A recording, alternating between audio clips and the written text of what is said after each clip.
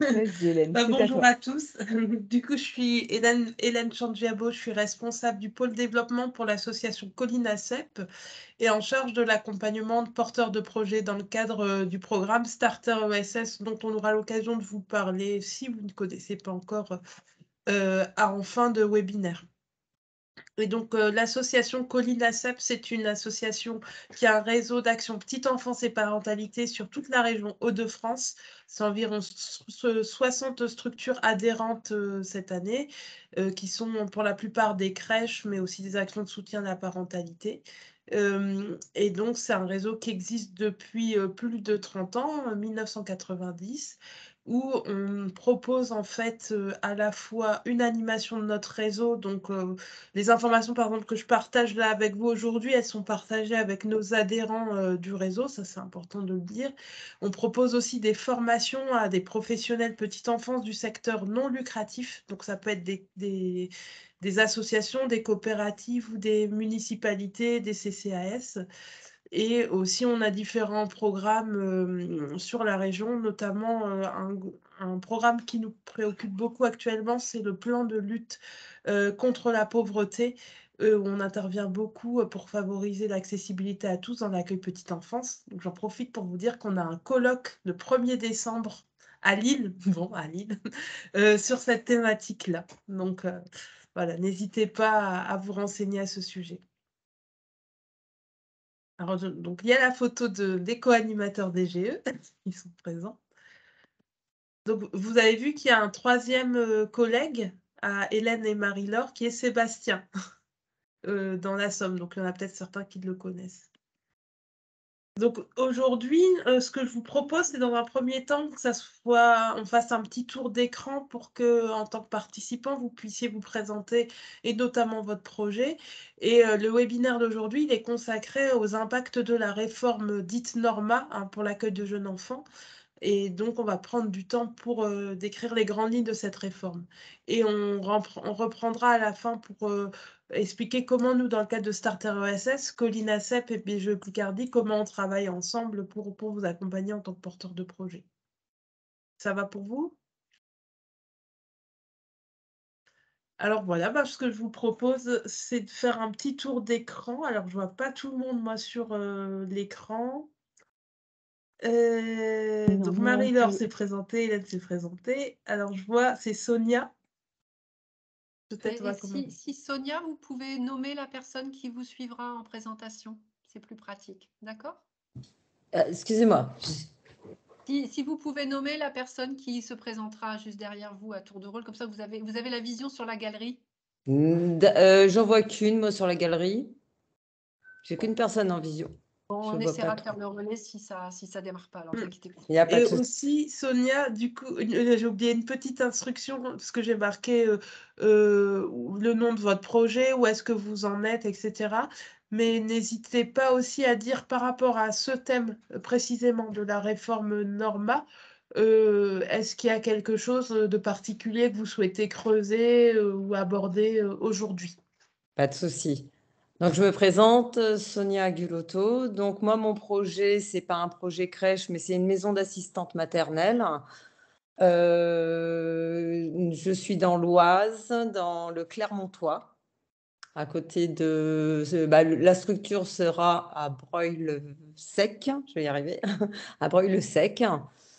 Moi, je me suis inscrite à cette webinaire pour être informée de la réglementation totale crèche ou MAM, parce que pour moi, la réforme concerne un petit peu tout le monde et que peut-être par la suite, les MAM seront impactés aussi par la même réforme, tout D'accord. simplement.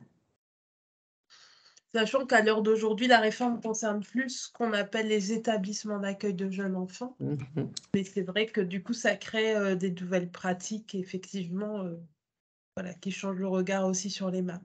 Tout à fait. Alors après, sur mon écran, moi, j'ai Estelle Martin. Merci Bonjour. Sonia. Bonjour. Donc Estelle Martin, j'habite aussi dans l'Oise. J'ai un projet d'ouverture de micro-crèche dans le pays de Bray.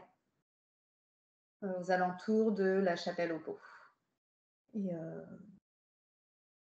le projet a un nom. Le projet est soutenu par la mairie, par une mairie qui est en train d'acheter le local actuellement.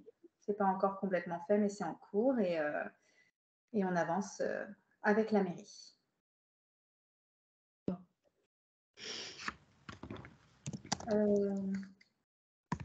J'ai Manon Brouillet.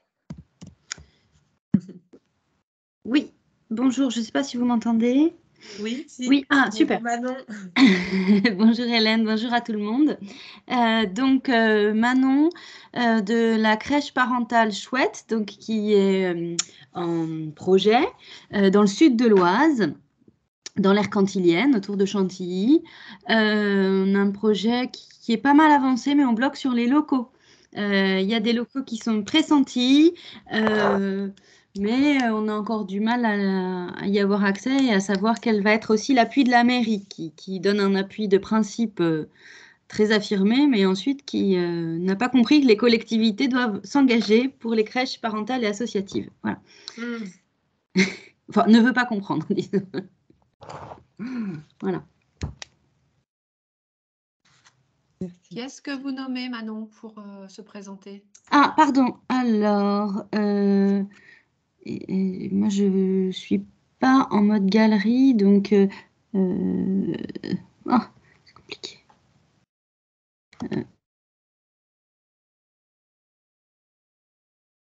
On est encore là, Manon? Muriel Allôme? Oui, vous m'entendez? Oui, très bien. Bonjour à toutes. Donc Muriel Allôme. Moi j'ai fait une reconversion comme éducatrice Montessori. Donc moi mon projet c'est d'ouvrir un multi-accueil en favorisant l'inclusion. Sur le territoire, alors il n'est pas encore défini. Aujourd'hui, il est entre Crépy, en Valois et Verberie, donc dans l'Oise. Donc là, je suis sur le business plan et tout ce qui va concerner les bâtiments. C'est ce qui me fait un peu aujourd'hui, suivant, j'ai déjà commencé à lire la réglementation. Effectivement, suivant le nombre d'enfants, évidemment, ça joue sur la superficie des bâtiments. Donc, je suis un petit peu dans tous ces calculs-là. C'est une micro-crèche? Non, alors moi, ce serait plutôt une multi-accueil. D'accord. Après, multi-accueil, mais effectivement, suivant, comme je vous disais, suivant la réglementation et la superficie des bâtiments. Bon, voilà, je fais plusieurs scénarios et effectivement, après, c'est d'aller voir les mairies pour voir comment elles accueillent le projet. D'accord. Monsieur Briot? Bonjour à tous. Bonjour. Vous m'entendez bien? Oui. Mais on ne vous voit pas. Enfin, moi, je ne vous vois pas, mais j'ai pas je vous activé la entends sans caméra. vous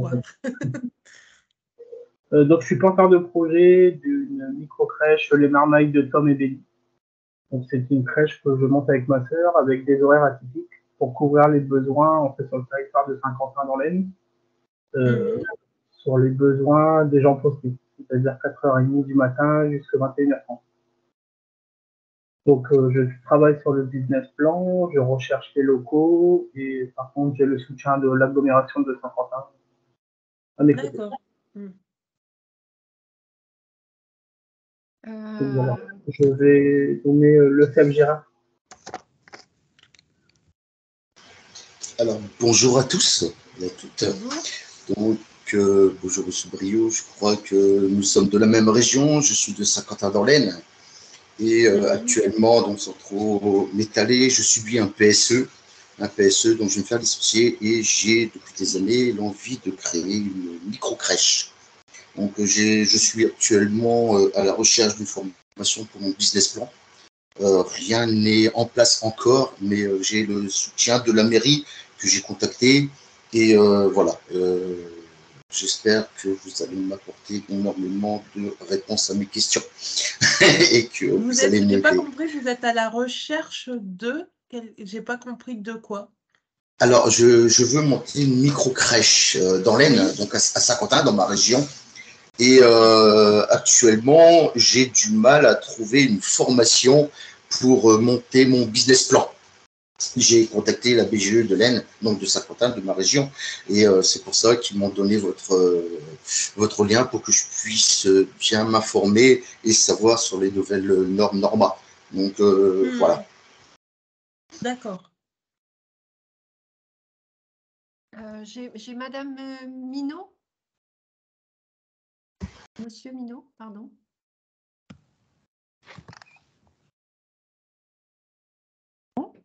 Est-ce qu'on a oublié quelqu'un? Madame Delens?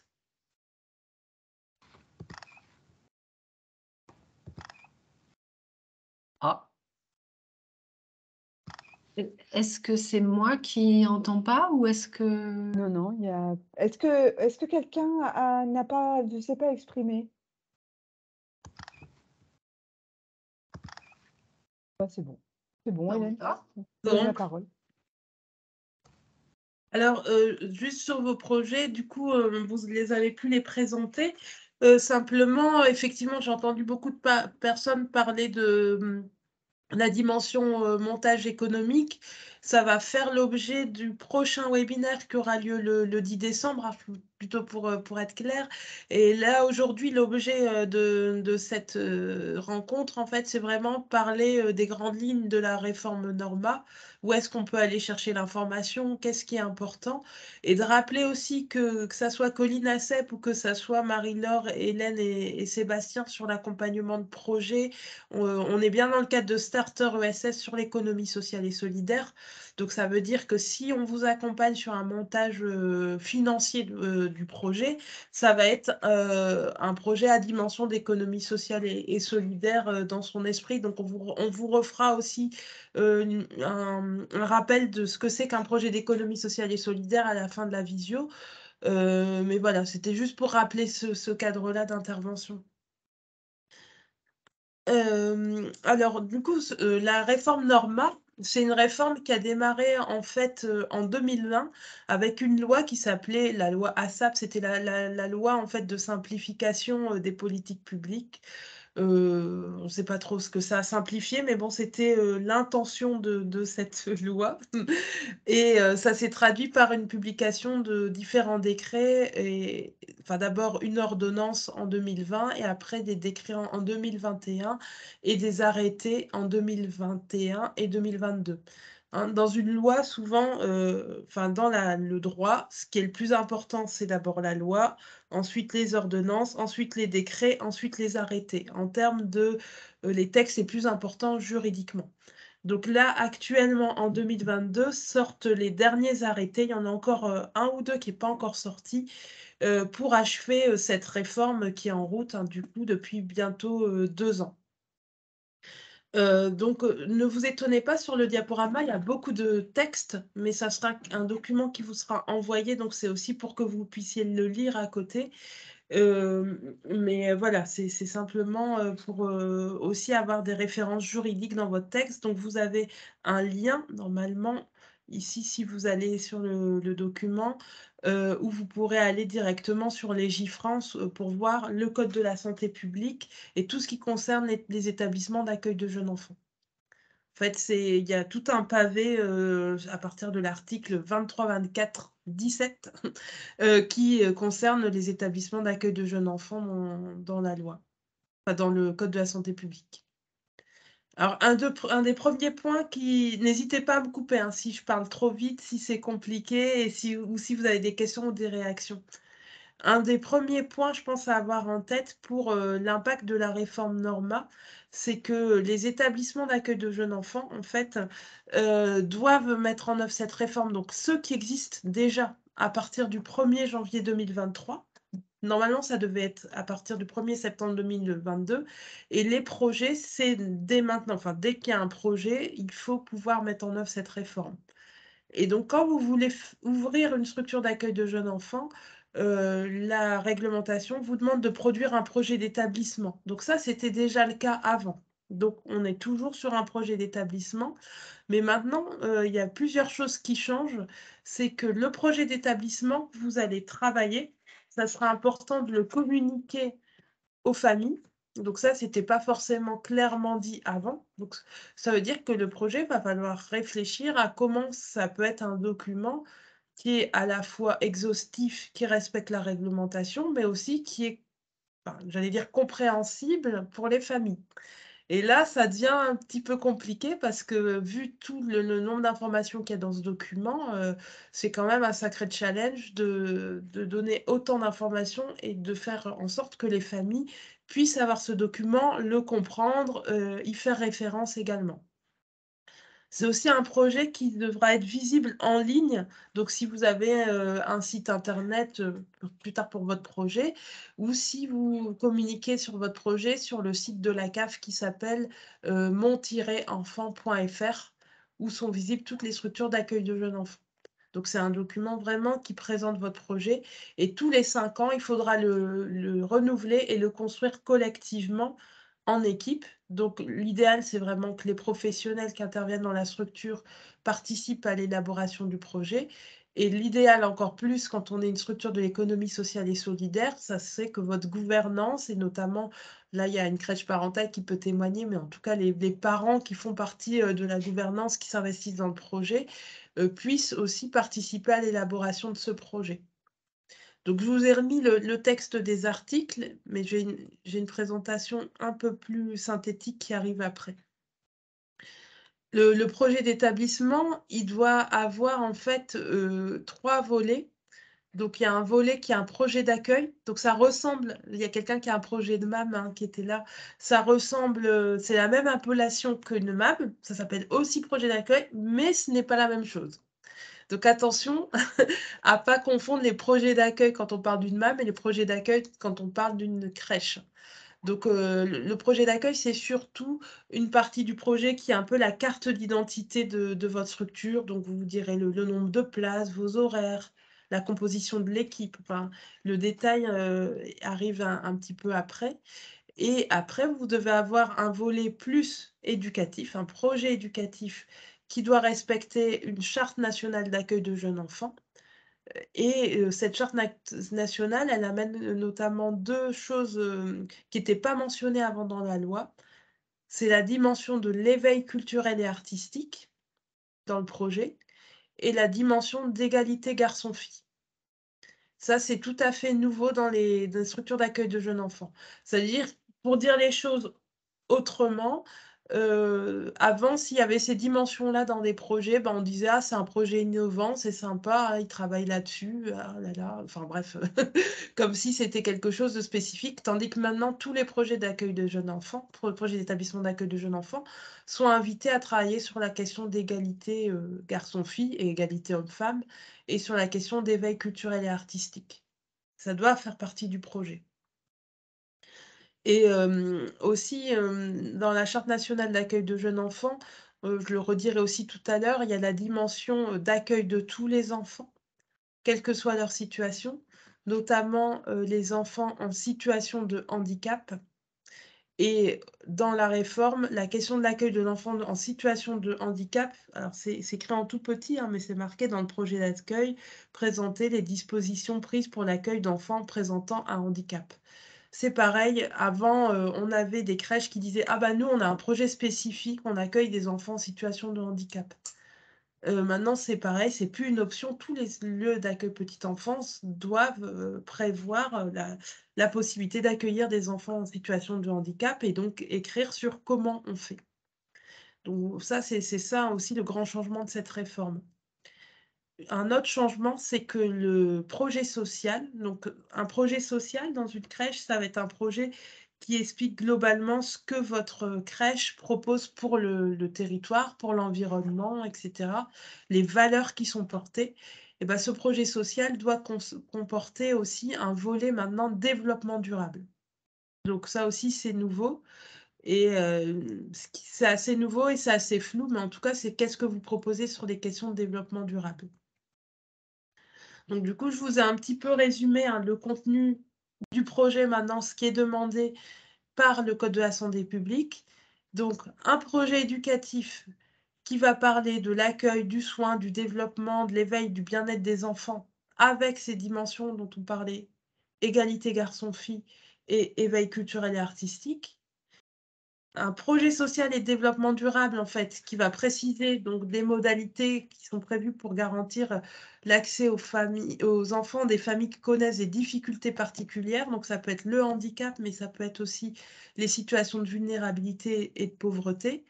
Et dans ce projet social, vous allez aussi expliquer, mais ça, c'était déjà le cas avant, donc ça existait déjà, c'est comment vous travaillez avec des organismes extérieurs, donc comment vous vous inscrivez dans votre environnement, la place des familles, la place des parents et comment ils participent. Donc ça aussi, c'était déjà le cas avant.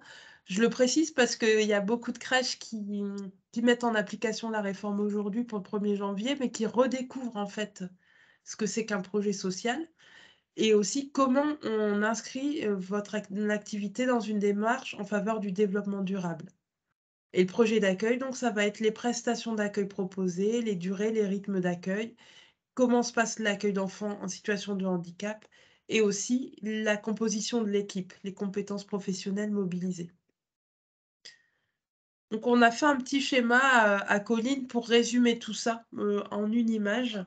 Du coup, ce qui permet un peu en un coup d'œil d'avoir en tête tout ce qu'il faut dans votre projet d'établissement et ses différentes dimensions.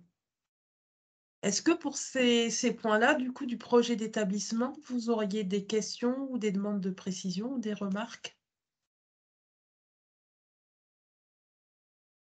Ça va?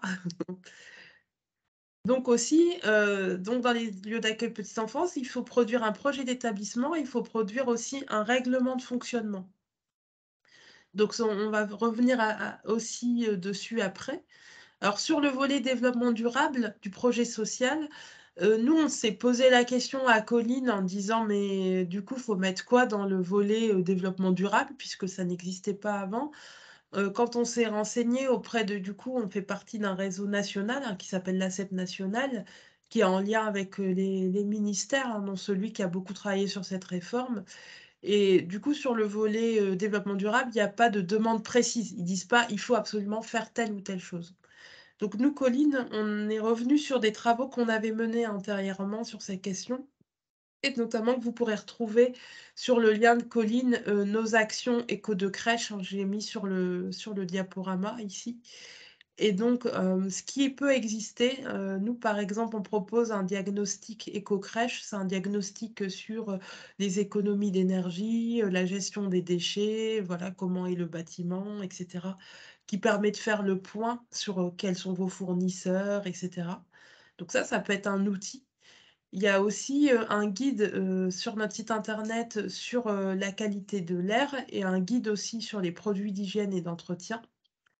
On a aussi beaucoup de structures de notre réseau qui ont été loin dans tout ce qui est la démarche zéro déchet, la récupération d'objets, le recyclage. Il y a eu aussi des réflexions au sein de notre réseau autour des pédagogies en lien avec la nature, et notamment un collectif qui s'est créé Tous Dehors, qui propose d'ailleurs une journée aussi prochainement, le 9 décembre, où on a des exemples de crèches qui, dans leur projet pédagogique, essayent de passer le maximum de temps en fait à l'extérieur, qu'il pleuve ou qu'il vente, hein, pas que quand il fait beau. Et donc voilà, c'est quelques idées sur le volet développement durable. J'ai le souvenir, parce qu'il y a des personnes ici que j'ai déjà rencontrées, que dans vos projets, vous avez cette dimension-là. Je pense à Sonia et puis à Manon. Il me semble que cette dimension du lien avec la nature était présente dans vos projets. Je ne sais pas si vous voulez le partager un petit peu. Moi, je veux bien, oui. Effectivement, c'est un projet d'éco-crèche parentale axé donc sur le lien avec la nature, puisqu'on on est en lisière de forêt. Le village est entouré par la forêt, donc avec l'idée effectivement que les enfants puissent passer beaucoup de temps dehors. Que ce collectif Tous Dehors, la journée du 9, c'est en visio ou c'est en présence? C'est en présentiel, c'est à Mont-Saint-Barreul. C'est peut-être un peu loin. Ah oui, C'est à Lille. Ah, c'est Mais Ali, d'accord. en tout cas, n'hésitez pas, je pourrais vous donner le nom de ma collègue qui s'occupe de cette, Volontiers, ouais, parce que cette ça nous journée. intéresse beaucoup. Mais c'est vrai que nous, on est tout au sud de l'Oise. Le plus au sud, il n'y a pas plus au sud des Hauts-de-France que notre village. Donc, c'est vrai que ça fait loin des Va lignes. falloir faire une journée tous dehors en Picardie, je crois, Exactement. Ouais. avec les projets qui se développent. Et voilà, on a sinon des projets, effectivement, zéro déchet, utilisation de matières nobles, le bois, le tissu, couches lavables, alimentation bio. Voilà. Et Sonia aussi, merci beaucoup, hein, Manon. Sonia, il me semble qu'il y avait aussi beaucoup de choses dans votre projet autour du Oui, développement tout à durable. fait. Donc nous, notre projet, il est basé sur l'éco-responsable. Notre structure, notre maison d'assistante maternelle, elle va être fabriquée, ça va être une yourte, 2 yourtes. Donc, matériaux nobles, hein, et isolation parfaite par rapport à toutes les normes qui sont indiquées qui vont être indiquées par la suite. Nous avons 1000 mètres carrés de terrain, donc avec des arbres, un peu de forêt aussi, et pas très loin d'un lac. Et voilà, donc on part sur la nature, la découverte de la nature.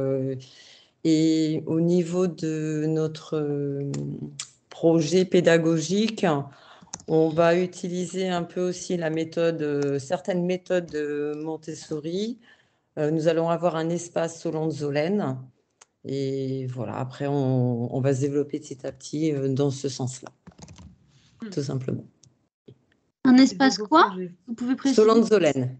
Solande, Solène, c'est Solon-Zolen. c'est sur la sensorialité, c'est ça, de C'est ça, l'enfant, tout hein, à fait, c'est la ça? découverte des 5 sens.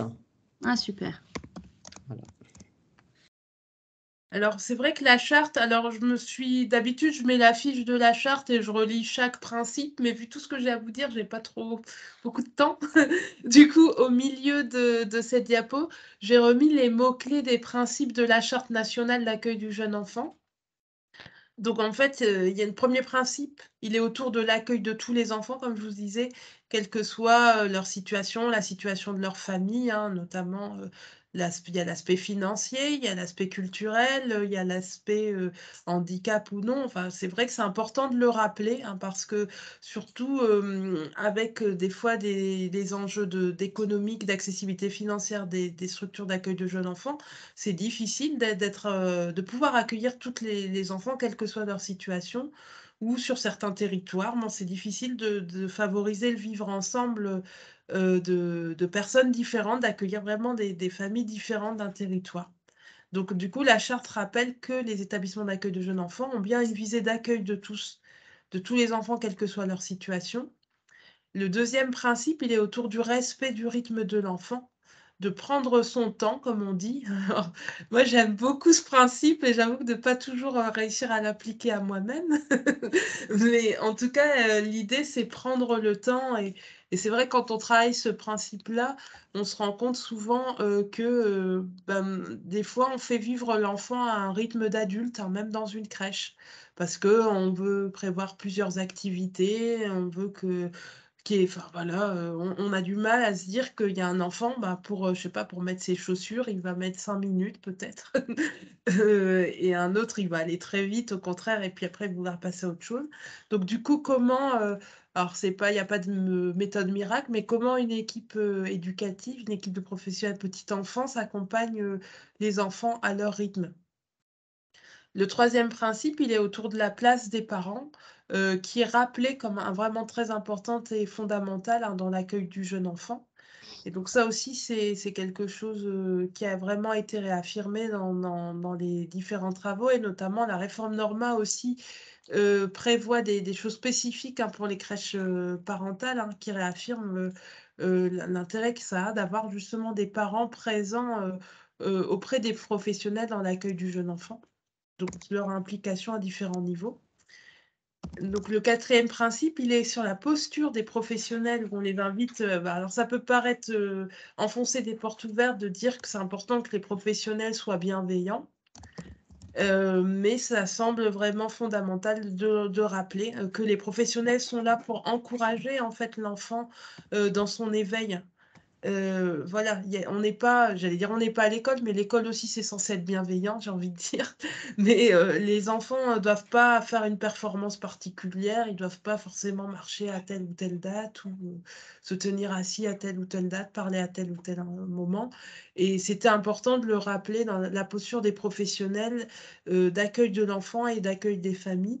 Et cette charte, en fait, vous invite dans votre projet éducatif à écrire qu'est-ce que vous mettez en place dans l'équipe pour que ça puisse avoir lieu. Et c'est vrai que ça peut paraître enfoncer des portes ouvertes, c'est-à-dire que quelqu'un d'extérieur va dire bah, heureusement que les professeurs de petite enfance sont bienveillants avec les enfants et les familles, il ne manquerait plus que ça. Enfin, quelqu'un d'extérieur pourrait dire ça, mais c'est vrai que ça demande, pour être dans cette posture-là, c'est un vrai métier. Et ça demande aussi des temps de recul, des temps de retour sur les pratiques, des temps de ressourcement pour pouvoir travailler cette posture. Donc l'éveil culturel et artistique dont je vous parlais tout à l'heure, hein, c'est un des points de la charte. Le lien à la nature, dans la pédagogie aussi, apparaît. L'égalité garçon-fille aussi, je vous en ai parlé. Et il y a aussi la notion d'un environnement beau et sécurisant pour l'enfant. Ça aussi, parce qu'on s'est rendu compte que voilà, une crèche, ça ne doit pas ressembler à un hôpital, enfin, sauf si un hôpital super bien conçu, je ne sais pas, mais en tout cas, ce qu'on s'est rendu compte, c'est qu'un enfant, il est sensible à son environnement, à la beauté qui l'entoure, et il a besoin de sécurité. Donc, comment les locaux peuvent traduire ça et répondre à ces besoins-là de l'enfant? C'est des souvenirs très marquants, hein, des fois, les environnements dans lesquels on a vécu quand on était enfant, et puis qui peuvent nous accompagner tout au long de notre vie. Donc, cette charte rappelle ça. Et ensuite, les 2 derniers points qui permettent, à mon sens, de mettre en œuvre tous les autres, c'est la question qui est évoquée comme mot-clé, on pourrait dire la qualité de vie au travail, c'est-à-dire comment on fait pour que les professionnels soient dans les meilleures conditions de travail et aussi du temps de ressourcement. Et aussi, on a un point sur la formation de professionnels. Pour nous, c'est vraiment important de veiller régulièrement que les professionnels soient formés. Donc tous ces enjeux-là, du coup, sont dans la Charte nationale d'accueil du jeune enfant. Je voulais vous indiquer dans le diaporama, je vous ai mis un lien vers un document, pardon, qui est la page internet du site de la CEP nationale, où on a eu en fait un groupe de professionnels multidisciplinaire qui a élaboré des fiches par principe. Donc derrière chaque principe, les 10 principes, il y a des fiches pour creuser les principes de la charte. Donc là, on n'aura pas le temps de regarder ça aujourd'hui, mais simplement, vous avez le lien et vous pourrez aller voir. C'est assez bien expliqué, avec des références, j'allais dire, théoriques aussi, de pédagogues ou de philosophes sur toutes ces questions-là. Et donc aussi, nous, au niveau de Colline, et de la CEP, on a réalisé un jeu, en fait, comme un peu un jeu de société coopérative, où on en a commandé plusieurs pour notre réseau et certains, du coup, qu'on va pouvoir aussi distribuer, qui permettent de travailler ces principes de la charte avec les professionnels, avec les parents, pour les découvrir avec du photolangage, enfin voilà, c'est vraiment un jeu interactif. Parce que la mise en œuvre de ces principes, en fait, elle demande vraiment un recul sur les pratiques, sur le sens et de revenir à qu'est-ce que ça veut dire tout ça. Je ne sais pas s'il y a des questions encore sur la charte, si vous en aviez entendu parler avant cette visio. Ah ça va, vous connaissez la charte. Alors sinon, il y a du coup un point aussi à avoir en tête, c'est que les établissements d'accueil de jeunes enfants doivent produire un règlement de fonctionnement. Donc ça, c'est toujours à peu près la même chose qui est demandée qu'auparavant. Sauf qu'on le verra, il y a un nouvel acteur qui arrive dans les crèches qui s'appelle le référent santé et accueil inclusif. Avant, on parlait de médecin référent et on en parlait à partir des crèches de plus de 10 places. Maintenant, le référent santé, il est présent dès les micro-crèches. Donc ça, je vais le développer ensuite. Et ensuite, ce qui est important à dire, c'est que les crèches élaborent des protocoles. Et il y a des nouveaux protocoles avec cette réforme, dont un protocole sur la maltraitance, les situations de maltraitance de l'enfant. Comment ça se passe si on repère une situation de maltraitance d'un enfant, d'enfance en danger en fait. Donc ça, c'est vraiment nouveau ce protocole. Et il y a aussi un protocole qui est lié aux sorties. Comment ça se passe quand vous organisez vos sorties. Et donc, c'est surtout le quatrième protocole hein, sur les situations présentant un danger de l'enfant qui va demander beaucoup de travail parce que ça peut vous amener à élaborer ce protocole, notamment avec les services du département, les services de l'aide sociale à l'enfance du département, pas forcément la PMI, pour voir comment ça peut se faire. Et c'est vraiment assez nouveau parce que jusqu'ici, il n'y avait rien de... Enfin, il n'y avait vraiment rien d'écrit de très précis et c'était des situations où on ne savait pas forcément comment faire. Donc sur la santé, donc, je vous renvoie aussi, du coup, il y aura une gazette de l'ASEP qui parle de cette question hein, de la santé. Donc, on a vraiment plusieurs choses qui arrivent avec cette réforme. Donc, c'est l'arrivée du référent santé. Il y a, pour des crèches de plus de 25 places, l'obligation d'avoir une infirmière qui est présente dans l'équipe. Et aussi, il y a la délivrance de médicaments qui change par rapport à avant.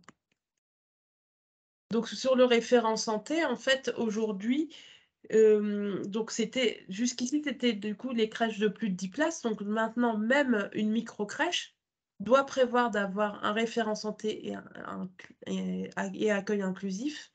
Donc cette personne peut être soit ce qu'on appelle un médecin, avant c'était un médecin référent, soit une infirmière, soit une puéricultrice. Et donc, ça peut être une infirmière qui est déjà présente dans l'équipe. Donc, les structures de 25 places, elles sont obligées d'avoir une infirmière.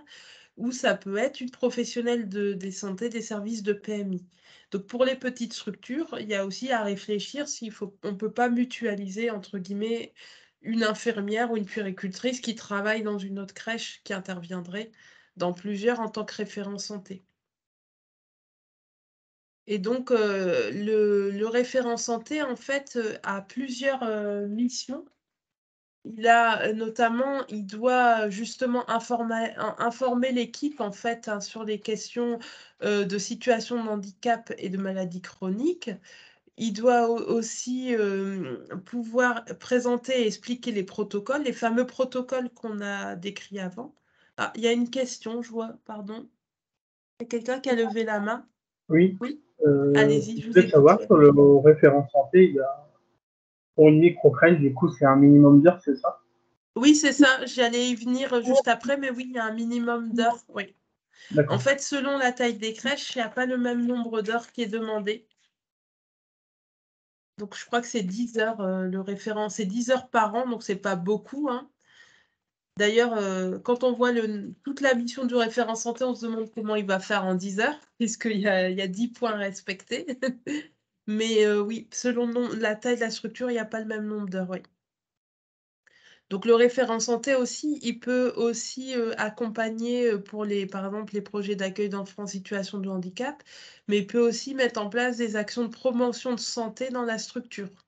Et ça peut être valorisé dans le cadre de soutien à la parentalité. Donc du coup, sa mission, elle est quand même assez riche. Et donc, effectivement, selon la taille des structures, les micro-crèches, en fait, il faut 10 heures par an, dont 2 heures par trimestre. Donc, c'est réparti du coup par trimestre. Petite crèche, on passe à 20 heures par an. Donc, la plupart des structures qu'on accompagne, hein, en général, dans le cas de Starter SS, on est sur des micro-crèches et des petites crèches. Et après une crèche, on arrive à 30 heures annuelles, dont 6 heures par trimestre. Donc ensuite, grande crèche et très grande crèche. Alors ça, c'est nouveau aussi avec la réforme. Avant, on parlait des micro-crèches et après, le reste, on disait que c'était un multi-accueil, voilà, ou une crèche, une halte garderie. Et maintenant, on a vraiment, par rapport à la taille des crèches, micro-crèche, c'est moins de 12 places. Petite crèche, c'est de 13 à 24 places.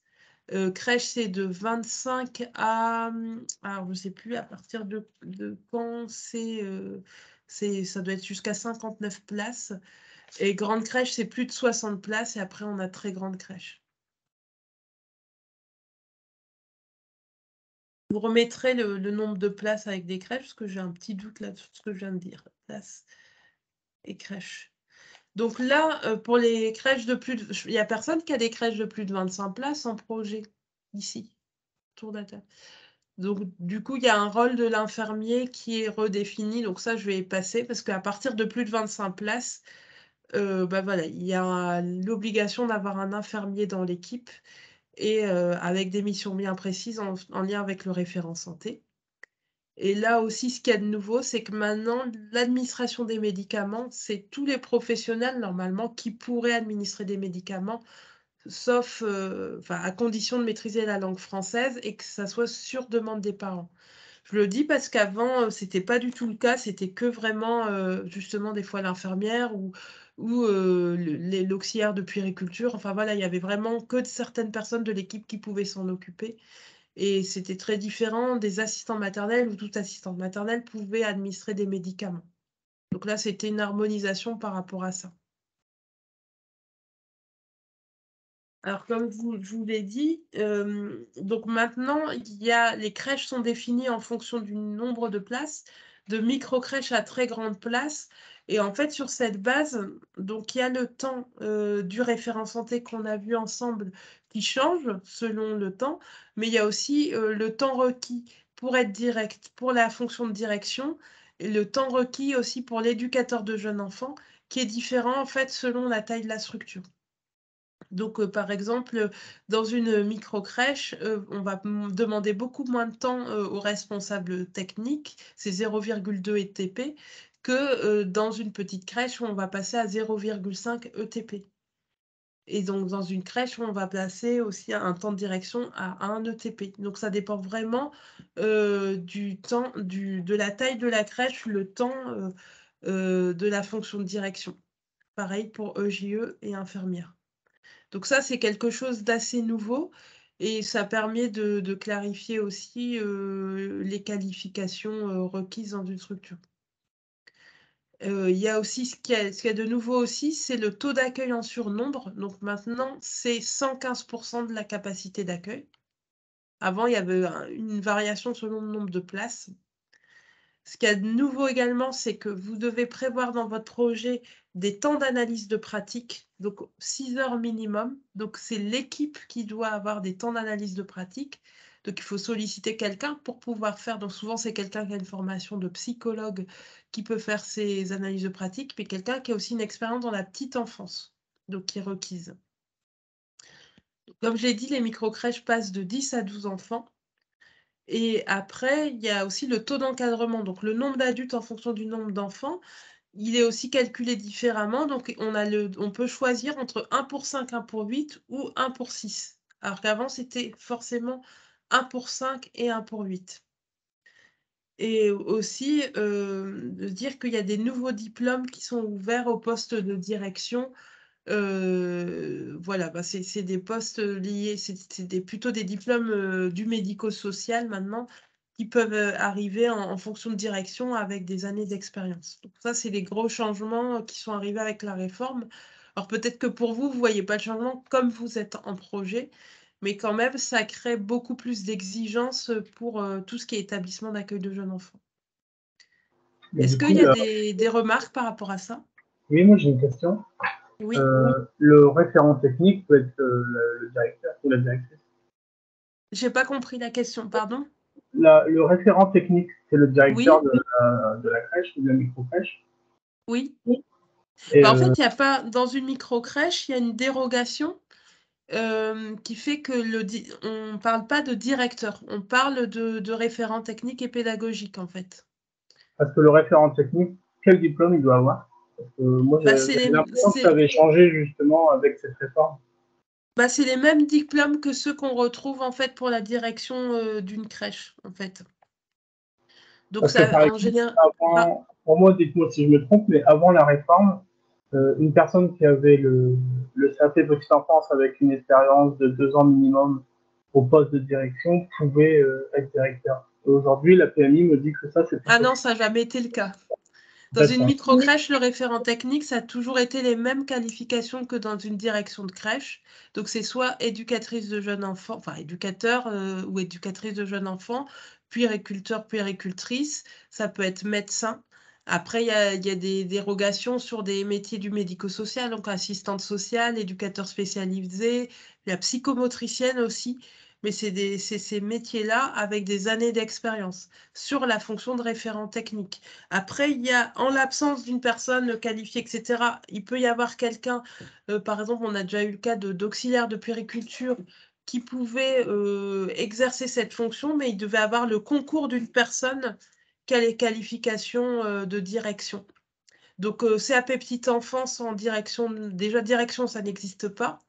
Mais en tant que référent technique, normalement, ce n'était pas possible même avant la réforme. En fait, pour la microcrèche, il n'y a pas grand-chose qui change, sauf, enfin, ce qui change, c'est que ça passe de 10 à 12 places. Voilà, mais sinon, il n'y a pas grand-chose qui change par rapport à avant, en fait. En D'accord, fait, merci. les CAP petite enfance, 2 ans d'expérience dans les microcrèches, c'est ceux qui sont dans l'équipe d'encadrement. Donc, c'est ça la spécificité des microcrèches, c'est que on va voir après, on a les qualifications de l'équipe d'encadrement dans une crèche normale. Et dans une microcrèche, il y a une dérogation qui fait que ça peut être des personnes, toute l'équipe peut être composée par exemple, des CAP petite enfance avec 2 ans d'expérience. Alors que dans une crèche, on va demander d'autres qualifications complémentaires. D'accord, merci. Voilà, donc du coup, donc les métiers, les qualifications possibles dans la petite enfance, en fait, faut bien regarder à chaque fois la taille des crèches parce que ça va varier sur les exigences en direction ou référence technique. Éventuellement direction adjointe, mais direction adjointe, c'est quand on passe en fait sur les plus grandes tailles de crèches. Donc micro-crèche et petite crèche, il n'y a pas de direction adjointe. Ça, c'est important à préciser. Parce qu'on a beaucoup de structures du coup dans notre réseau qui sont petites crèches et qui avaient des directions adjointes jusqu'ici. Et là, maintenant, on dit, bah non, il faut une personne qui est en direction et pas de direction adjointe. Et après, donc, l'éducateur de jeunes enfants, ça, c'est nouveau qu'on précise son temps de travail. Si j'ai le temps, je vais vous montrer un autre tableau après. C'est parce que je me rends compte j'ai un tableau qui vous présente mieux les choses au niveau du temps pour chaque fonction. Mais en tout cas, la réforme amène en fait des changements à ce niveau-là. Alors, du coup, le taux d'encadrement, il faudra toujours, là aussi, c'est important parce qu'il y a eu des rumeurs. Comme quoi, avec la réforme, on pourrait avoir un adulte, quel que soit le nombre d'enfants, etc. Pas du tout. En fait, la réforme garde le fait qu'il faut toujours au moins 2 adultes, quel que soit le nombre d'enfants, en fait. Il peut y avoir dans les microcrèches toujours cette dérogation de quand il y a moins de 3 enfants, il peut y avoir un seul adulte. Mais c'est que, en fait, dans les microcrèches. Et vraiment, dans les établissements plus grands, cette dérogation, si elle est demandée, c'est vraiment, c'est des cas très, très exceptionnels. Alors, je ne sais pas si vous arrivez à voir le diapo, parce que moi, je le vois en tout petit sur mon écran. Mais sur la qualification requise dans une crèche, en fait, donc à partir de plus de 12 places, puisqu'il y a une dérogation dans les micro-crèches, d'accord? Donc, vous voyez la partie en bleu, 40%, puéricultrice, éducatrice de jeunes enfants, auxiliaire de puériculture, infirmier, psychomotricien. Donc ça, il doit y avoir 40% de l'équipe avec ces qualifications-là. Et seulement dans une micro-crèche, il peut y avoir cette dérogation avec éventuellement des personnes avec des qualifications qui ressemblent plus à ce qu'on retrouve à côté dans les 60%, mais avec 2 ans d'expérience. Donc, ce qui fait que des fois, c'est plus compliqué d'avoir une équipe en micro-crèche parce qu'il faut les 2 ans d'expérience. Ça dépend un peu de la réalité des professionnels sur votre territoire. Et donc là, vous avez la liste des qualifications sur les 60% requises pour faire partie de l'équipe. Donc il y a quelques qualifications qui sont rentrées dans la liste qui n'existaient pas avant. Notamment, il me semble, aide-soignante n'était pas et maintenant il y est. Enfin voilà, il y a quelques diplômes qui n'y étaient pas et qui y sont rentrés. Et après, il faut savoir aussi je ne sais pas si vous avez entendu parler qu'il y a eu des grèves ou des manifestations dans les crèches où on disait bah, maintenant on va prendre des gens non qualifiés dans les crèches. Mais ce qui est étonnant, c'est que finalement, la réforme amène effectivement des nouvelles qualifications dans le 60%, 2 ou 3 en plus, et amène qu'il peut y avoir 15% de l'équipe qui peut être sans expérience, sans qualification, à partir du moment où c'est quelqu'un qui est accompagné et qui suit 60 heures de formation aussi pour l'intégration dans le poste. Et donc avant la réforme, la part des personnes non qualifiées dans l'équipe était de 25%. Et il n'y avait pas cette exigence d'être accompagné. Donc, en fait, on aurait pu même faire des manifs avant la réforme, si j'ai envie de dire, si on faisait des manifs pour dire qu'on prend les gens non qualifiés. Mais on peut quand même faire des manifs, j'ai rien contre, hein, mais c'est juste dire que le motif, à mon avis, des mobilisations professionnelles, c'est surtout que cette réforme, elle est arrivée en plein été, dans un contexte où on était post-Covid pour les professionnels de la petite enfance et où on a dû, les professionnels de petite enfance ont dû mettre en œuvre plusieurs changements très très rapidement.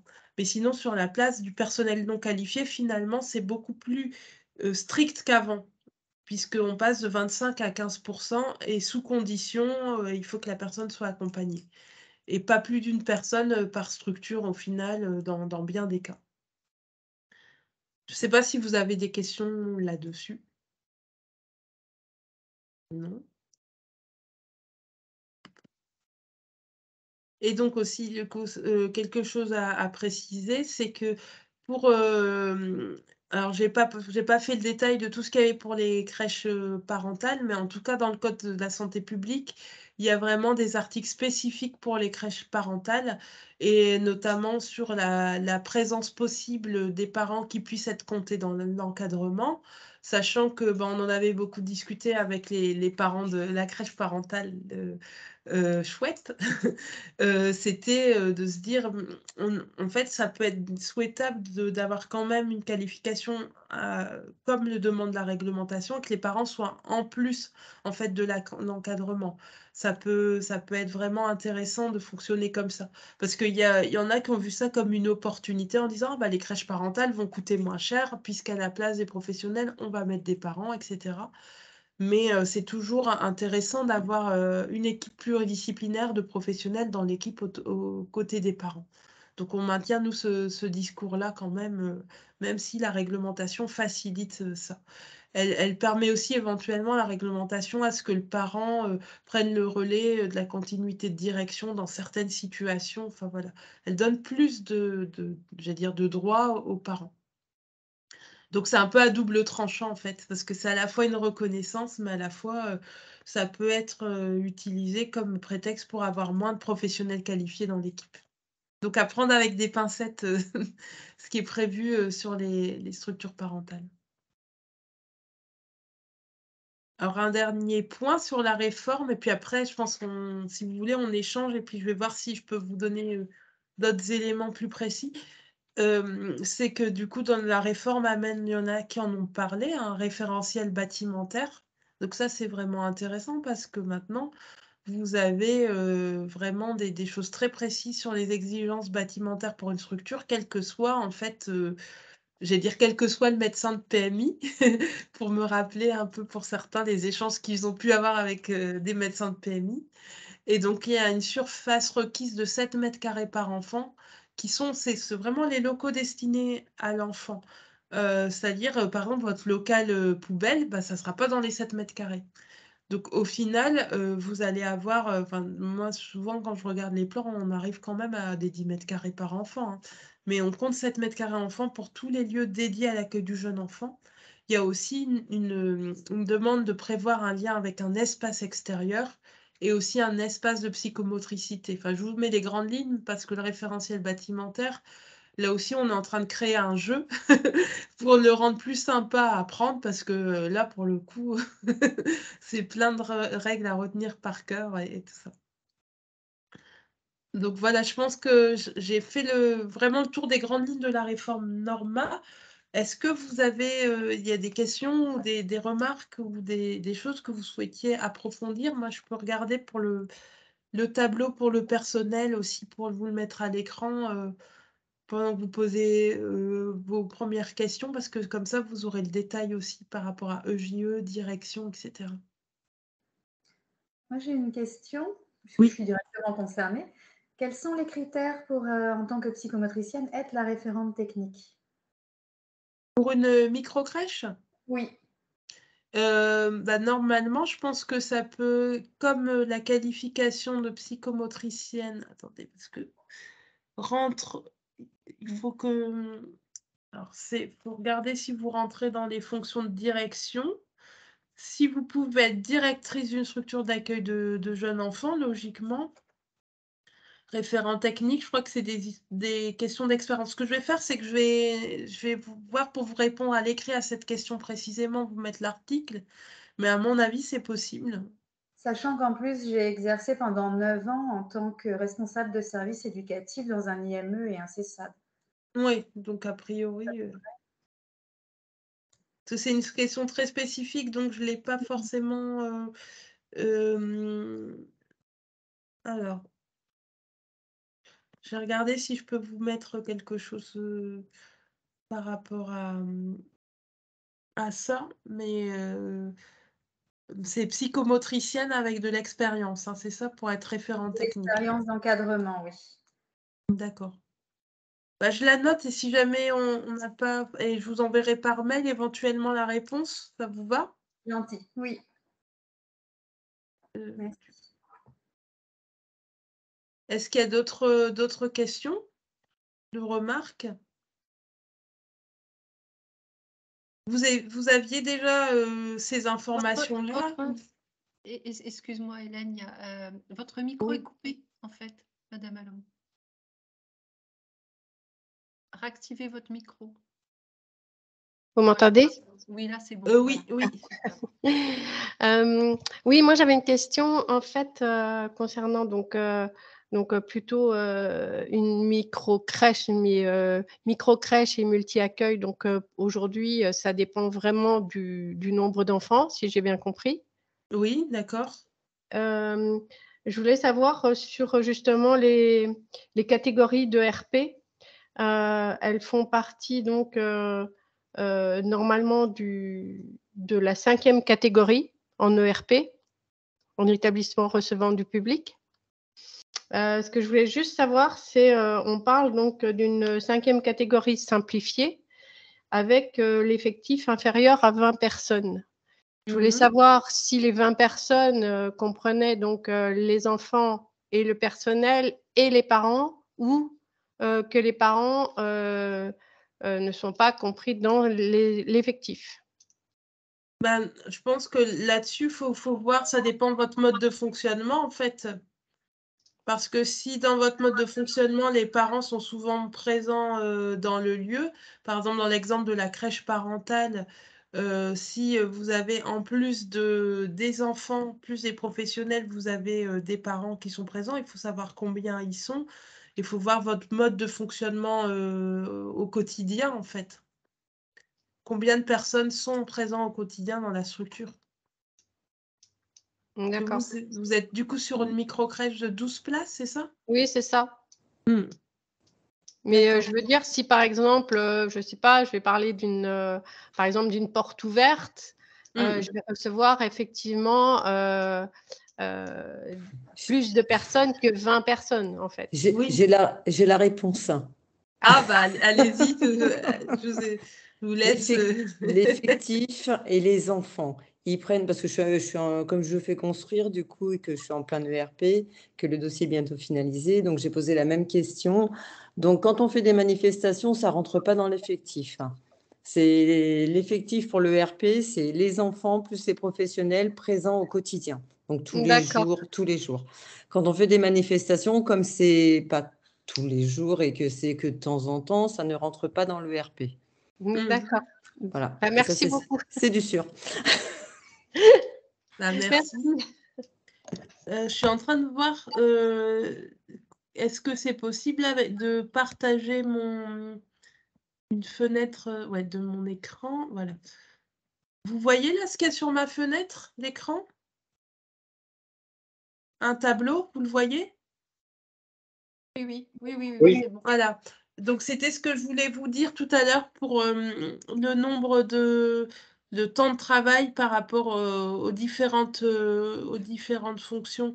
C'est-à-dire que, vous voyez, dans une micro-crèche de 12 places, il faut 0,2 ETP de référent technique. La petite crèche, c'est 0,5. La crèche, 0,75. La grande crèche, 1 ETP. Et donc, vous voyez, après, les heures, il y avait la question du référent santé. C'est 10 heures pour une micro-crèche, 20 heures pour une petite crèche. Et ensuite, EJE, on a une EJE obligatoire à partir d'une petite crèche. Je pense que c'est important que vous ayez en tête ces éléments-là quand vous pensez la composition de l'équipe. C'était pour ça que je voulais vous le remettre à l'écran. Hélène, tu pourras le mettre en fichier joint lorsque tu renverras ton PowerPoint. Oui, oui, oui. Merci. Et donc, il y avait aussi la question de la fonction de direction. Attendez, parce que c'est à un autre endroit. Vous voyez toujours mon écran là? Oui. On voit Parce tout, que hein. du On voit coup, toute ouais, ta vie là, professionnelle. ouais, là, par contre, faut plus le voir. En fait, on a un fonctionnement, mais c'est réservé aux fédérations, mais on a aussi un fonctionnement qui est. Donc ça, je vais l'enlever. Alors, je vais remettre mon diaporama du départ. Hop. Il y a aussi quelque chose qui est réservé à nos structures adhérentes. Ça, c'est important de savoir. C'est-à-dire que là, vous avez vu un Padlet pour la réforme Norma. Et nos adhérents, en fait, ils ont accès à un Padlet concernant la réforme Norma où ils peuvent aller chercher toutes les informations, en fait. Donc c'est pour ça il y a beaucoup de fois, les porteurs de projets, avec Manon, quand je les ai accompagnés, où j'ai dit attention, ça c'est des données qui sont réservées qu'aux adhérents de la CEP nationale, etc. Enfin bon, c'est un peu particulier. Et maintenant, nous sommes adhérents. Non, pas tout à fait. Ah bah si. Par contre, je ne sais plus comment retrouver mon Marie-Laure, comment je fais pour retrouver mon diapo du début. Donc, tu as dû arrêter le partage en fait. Donc, il faut que tu repartes sur. Parce que là, nous, on n'a plus rien de partagé. Ah Donc, d'accord. tu vois, tu repars sur ton partage. Donc, la petite D'accord. flèche, tu vois, la petite flèche partagée. D'accord. Donc du coup, je fais ça. D'accord, très bien. Donc du coup, sur la fonction de direction, je vais voir plus en détail pour vous envoyer une réponse quand je vous enverrai le document, le tableau. Donc, Il y a ça d'autres y est, questions sur la réforme sinon?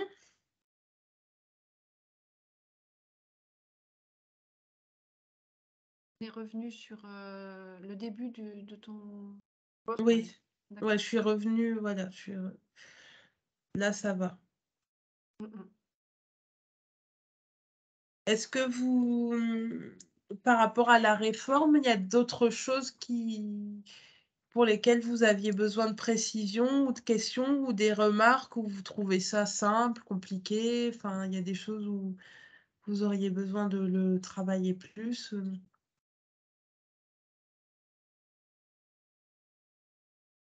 Je crois que c'était un sujet qui était bien maîtrisé, manifestement, alors. Bah oui, non, mais c'est bien. C'est bon à savoir. Non, mais c'est vrai, c'est presque plus facile des fois pour les porteurs de projets que pour les structures existantes qui doivent réadapter en fait leur projet en fait. Mais en tout cas, moi ce que je souhaitais dire, c'est que quand même en termes de qualification, il y a des exigences dans cette réforme, malgré ce que la presse a véhiculé ces derniers temps. Et c'est un peu paradoxal, mais les professionnels de petite enfance qui nous ont manifesté, c'est plutôt lié au fait qu'il y ait une très forte pénurie de professionnels actuellement. Donc, je ne sais pas si vous en avez les effets, vous, dans le cadre de vos projets. C'est-à-dire, qu'est-ce que sur vos territoires, il y a suffisamment de personnes qui répondent aux qualifications qui sont demandées dans le cadre de la petite enfance? Est-ce que pour vous, ça semble... Et voilà, est-ce qu'il y a beaucoup de personnes pour les qualifications requises ou c'est compliqué sur vos territoires? On a certains qui sont plutôt en secteur rural.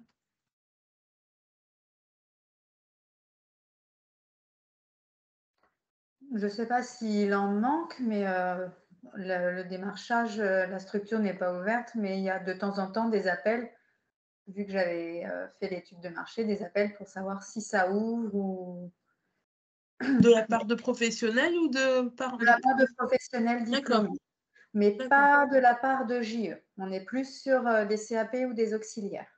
Ouais, d'accord, oui, c'est ça. Ouais. C'est beaucoup ça. C'est d'ailleurs, ouais. Les EJE, souvent, elles sont fort recherchées, éducatrices de jeunes enfants. Du coup, je pourrais vous rappeler, du coup, je vous avais mis une petite diapo sur le réseau de Colinasep.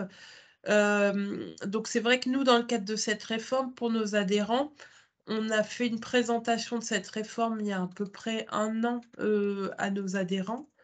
On a organisé des temps d'échange avec les directeurs et les directrices qui le souhaitaient, parfois même les référents santé sur la question du projet, la question du référent santé, la question du référentiel bâtimentaire.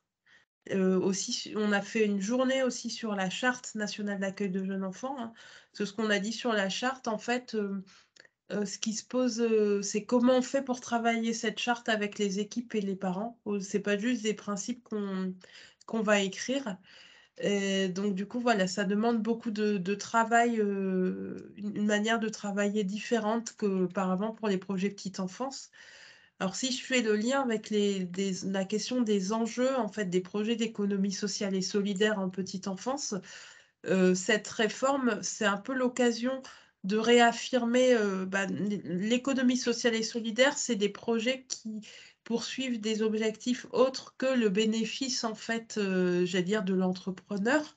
Donc, c'est des projets, en fait, dits d'utilité sociale. Et je trouve que la Charte nationale d'accueil de jeunes enfants et la réforme amènent encore plus des objectifs d'utilité sociale dans les projets petite enfance. Hein, parce qu'on parle de l'accueil de tous, on parle du coup de favoriser l'accessibilité à toutes les familles, quelle que soit leur situation.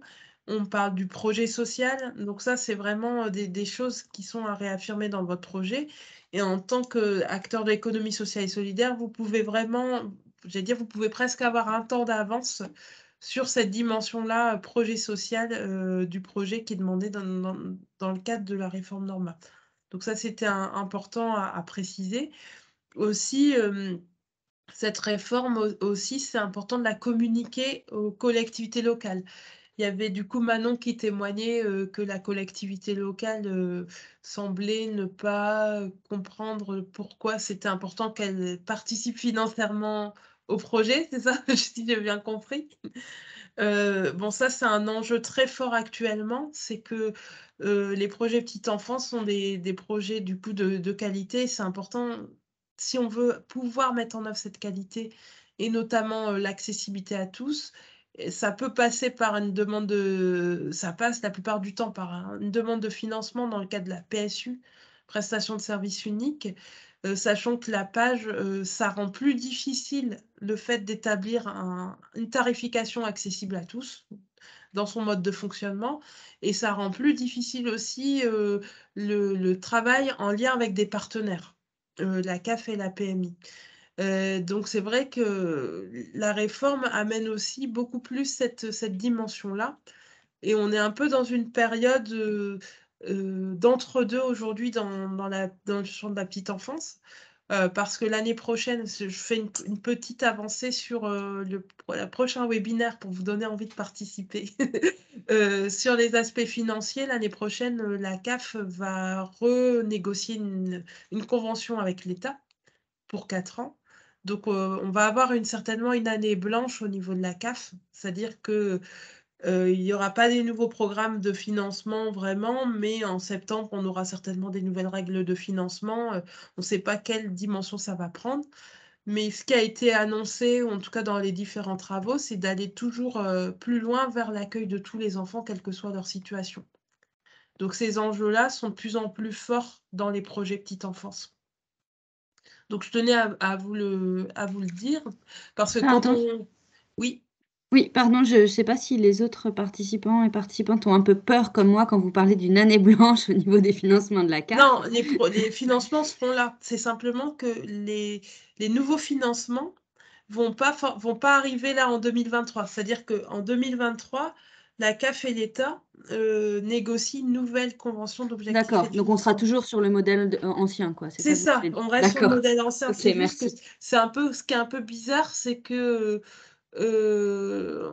on sera en train de finaliser les modèles anciens. Il y aura des commissions qui finissent des fins de financement, mais ça sera pas voilà, il y aura des nouveaux programmes qui vont arriver l'année prochaine, quoi, certainement, très certainement. Et l'état d'esprit dans lequel c'est fait, à mon avis, ça va être toujours vers plus d'accessibilité à tous et de l'accueil de tous. Donc on est dans les valeurs un peu des projets d'économie sociale et solidaire. Alors, moi, j'avais une question parce que j'ai fait une demande justement au niveau de la CAF parce qu'on a les mêmes, mêmes subventions que pour les crèches. Ça m'a été refusé parce que les habitants de Breuil-le-Sec gagnent plus de 900 € par mois en salaire de référence. C'est l'histoire du potentiel financier, c'est ça? Ouais. Et le taux d'occupation, lui, est à moins de 58%. Ils sont même à 38%, quelque chose comme ça. Donc, on rentrait dans le cadre comme quoi ils n'ont pas assez de modes de garde au niveau de Breuil-le-Sec. Mais comme les habitants, ils ont un salaire de référence de 2100 €, et ben ça, tout a été refusé. En sachant que nous, on investit complètement, qu'on n'a aucune aide. Alors, on est soutenu par la mairie, bien sûr. On est en lien en plus avec Oise Habitat parce qu'on achète le terrain en commun. Mais au niveau subvention, aide, zéro. Et c'est 300 000 Vous avez €. fait quoi, une demande de pillage, du coup? Bah oui, comme les MAM aujourd'hui avaient le droit ou ont le droit encore aujourd'hui. Ça m'a été refusé. Donc, j'avais vu avec Hélène qui m'a mis en contact, Hélène Rouze, qui m'avait mis en contact avec la référente de la CAF et elles ont étudié mon dossier en sachant qu'on est éco-responsable, en sachant qu'on fait les horaires atypiques, en sachant que tout ce que la charte pour les crèches, on est en plein dedans. On a eu le droit à rien, zéro. J'ai une question. Est-ce que si ce projet-là se trouvait en QPV, la CAF suivait plus facilement? Vous n'appelez pas le QPV? Les quartiers prioritaires, ouais. Alors ça, c'est vrai que là, moi, je peux pas répondre à la place de la CAF de pourquoi le dossier a été refusé. Mais donc, les dossiers pillage, donc les demandes de financement pour, du coup, c'est l'aide à l'investissement, création de nouvelles places en crèche, hein, c'est ça? C'est ça. Donc, ces dossiers-là, ils passent en commission et chaque CAF, en fait, a plusieurs commissions. Elles vont avoir lieu, les commissions. Maintenant, ne t'inquiète pas. C'est juste pour dire que les critères de ces commissions peuvent évoluer. Et ça sera l'année 2023 que ça va évoluer.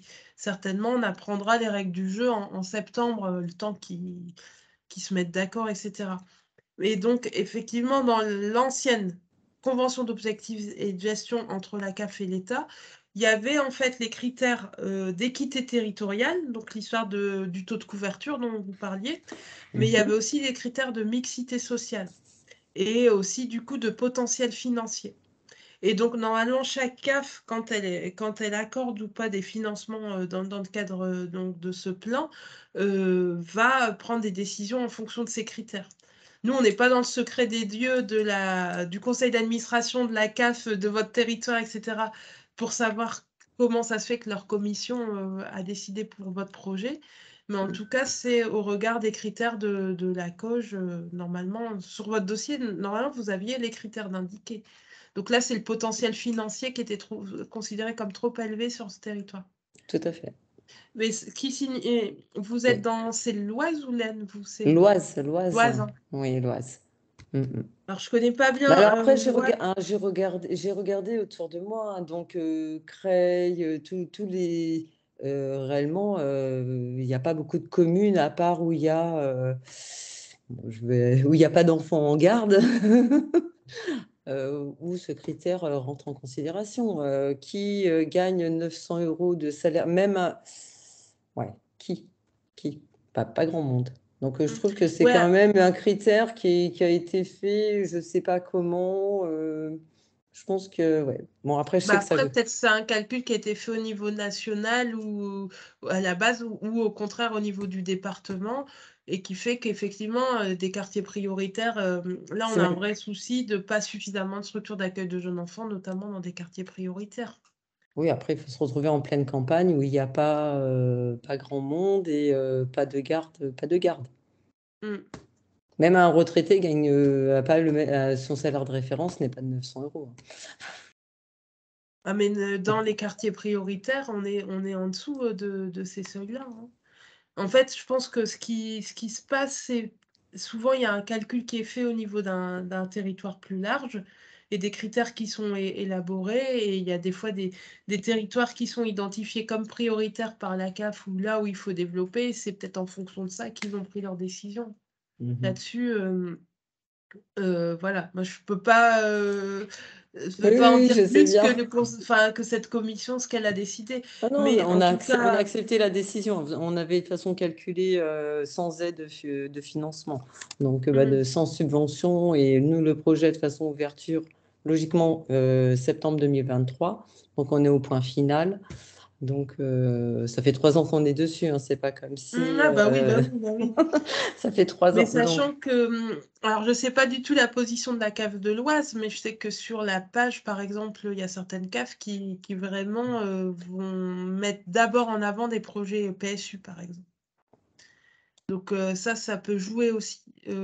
Après, je sais pas comment ils ont un ordre de priorité. Alors ça, j'en sais rien, entre les EHJE et les MAM. Ça Alors, aussi, ça peut jouer. Donc par je ne sais pas, mais ça a creusé, quoi. Par rapport à la page dans l'Oise, donc, parce que moi, la structure, elle sera aussi en horaire atypique. Et j'ai fait une simulation avec la personne référente de la CAF. Et même si je cochais tous les critères, de toute façon, il y avait très peu de chances que la commission accorde des subventions sous prétexte que j'étais en page. Et dans le pays de Bray, en fait, il n'y a pas, pour avoir une PSU, il faut que la collectivité, la communauté de communes qui est en charge de la fonction petite enfance participe et soit d'accord. Oui, c'est ça, tout à fait. La communauté de communes fait déjà 2 autres projets sur 2 autres territoires de la communauté de communes et n'avait aucune possibilité de pouvoir soutenir un autre projet. Donc, le choix page était le seul possible de toute façon. Et donc, il n'y aura pas non plus de subvention pour mon projet. Après, ça, c'est aussi la question, parce qu'on le voit de plus en plus sur des territoires, justement, est-ce que ce projet répond à des besoins et comment vous avez travaillé avec la communauté de communes sur ce projet? Moi, je suis soutenue. Ça, c'est une évidence. L'étude de marché le montre. Et puis, la mairie, si une mairie s'est engagée, ce n'est pas pour rien, puisque au niveau EAJE dans le pays de Bray, il y a un multi-accueil et une microcrèche. Et comment vous avez travaillé avec la communauté de communes sur ce projet? C'est en cours. Alors, la communauté de communes a tendance à ne pas répondre, mais la mairie fait l'intermédiaire. Parce que c'est ça, moi, ce que je vois de plus en plus, c'est en fait, il y a aussi, alors c'est une autre dimension et peut-être qui joue sur vos 2 projets sur les financements. J'avance un peu sur le webinaire du 10 décembre. Là. Il y a des conventions territoriales globales qui sont signées entre l'État, pas l'État, entre la collectivité locale et la CAF, donc souvent communauté de communes CAF.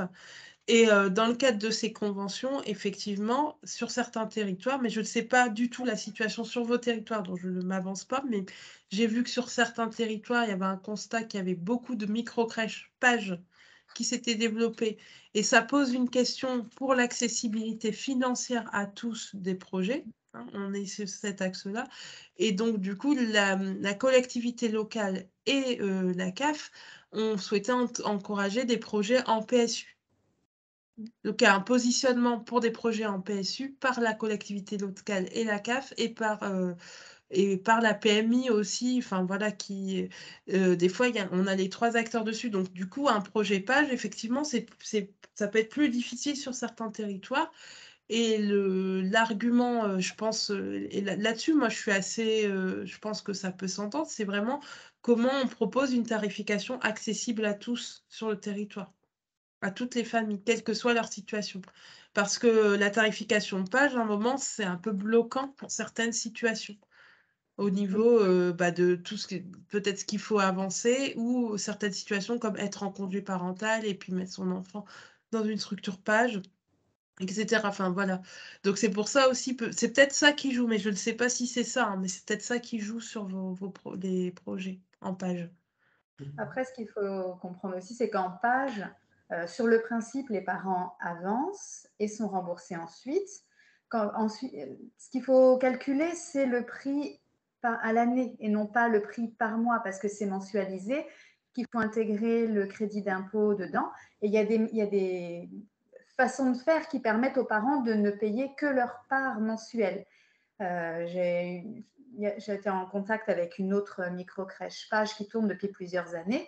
Les parents payent par chèque, ils sont remboursés et les chèques ne sont déposés qu'une fois qu'ils sont remboursés, ce qui leur permet de n'avoir effectivement que leur part à payer. Et quand on fait le calcul sur le coût de revient de la place à l'année, ça revient à moins cher qu'une assistante maternelle. Oui, de toute façon, après, c'est le travail avec justement les personnes de la CAF sur votre territoire et la collectivité locale, où vous devez montrer qu'est-ce que vous mettez en œuvre pour que ce projet soit accessible à tous, en fait. Mais ça, c'est un point. On avait fait plusieurs visios avec du coup la BGE l'année dernière. On a beaucoup parlé de ça, de ce partenariat avec les collectivités locales, avec la CAF et la PMI. Pour moi, c'est le premier enjeu, c'est ça, c'est de réussir, quand on monte un projet, à travailler avec ces acteurs-là dans le montage de ce projet et aussi en complémentarité avec la collectivité locale. Après, je ne connais pas suffisamment la réalité sur votre territoire, sur votre projet pour me prononcer, voilà, pourquoi la CAF a refusé le financement, etc. Mais je sais que ça se durcit beaucoup hein, sur certains territoires où vraiment, parce qu'il y a des porteurs de projets pages qui n'ont pas forcément le souci que vous venez de dire sur l'accessibilité à tous. Donc, du coup, la CAF et les collectivités locales mettent en œuvre des commissions pour les porteurs de projets pour voir si ça répond à plusieurs critères, voilà, utilité sociale. À voir. Vous êtes toutes les deux sur la CAF de l'Oise, du coup. Oui, mais comme on n'est pas du même côté du département, c'est pas forcément le même référent. Mais après, le référent CAF soutient le projet. Je ne sais pas si c'est pareil pour toi. Non, oui, tout à fait. Je pense que moi, je dépends de Beauvais, logiquement. Ah bah moi aussi. Mais ils sont deux à Beauvais. D'accord. Donc, ça coince au niveau des collectivités locales, alors, du coup. Non. Moi, j'ai été reçue par le président et le vice-président de la communauté de communes qui ont soutenu qui soutient mon projet, dont même le vice-président qui est le maire de Breuil-le-Sec, Breuil-le-Sec, qui justement nous a trouvé le terrain pour faire construire. Non, on a le soutien des collectivités, hein, donc c'est pas le souci. Je sais pas. Non, la seule réponse qu'elle m'ait donnée, c'est qu'on dépasse, c'est 900 € de référence par mois. C'est tout. Je n'ai pas plus d'explications, je ne sais pas pourquoi, du comment. Je n'ai pas plus d'informations à ce niveau-là. Oui, et je n'ai pas cherché. Ouais, c'est ça. Il faudrait voir un peu Alors, je sais pas comment. Quand on demande un financement, souvent, il y a quelque chose qui indique un peu les critères, comment le financement est accordé, etc. Et voir. Et des fois aussi, c'est l'enveloppe qui est pas grande. Moi, j'avais des échos de l'Aisne, mais pour d'autres financements, hein, lors d'une rencontre où les personnes me disaient, mais en fait, sur notre département, on a moins de financement, on a une plus petite enveloppe de base que sur, par exemple, le Nord. Donc forcément, l'enveloppe est plus petite, donc moins de projets sont éligibles, donc ça crée une espèce de cercle vicieux. Cercle vicieux. Où après, c'est plus compliqué de développer les projets, donc ça peut être un souci, ouais, effectivement. Mais n'hésitez pas, hein, si jamais vous avez besoin, en dehors de cette webinaire, d'avoir un temps d'échange spécifique sur votre projet et puis de voir comment on pourrait faire le lien avec d'autres partenaires, n'hésitez pas, on pourra. Voilà, vous avez mes coordonnées en lien avec Marie-Laure, Hélène et Sébastien. Du coup, Marie, c'est le territoire de qui, Marie-Laure, l'Oise? C'est C'est Hélène. Hélène. Ouais. D'accord. Hélène Rosé. Ça, je reverrai avec elle. Voilà. Vous avez d'autres questions encore par rapport à la réforme? Ah bah moi, j'étais plutôt venue sur la réforme bâtimentaire. Je pensais que c'était sur la réforme bâtimentaire. Ah, d'accord, non, c'était la C'était- réforme.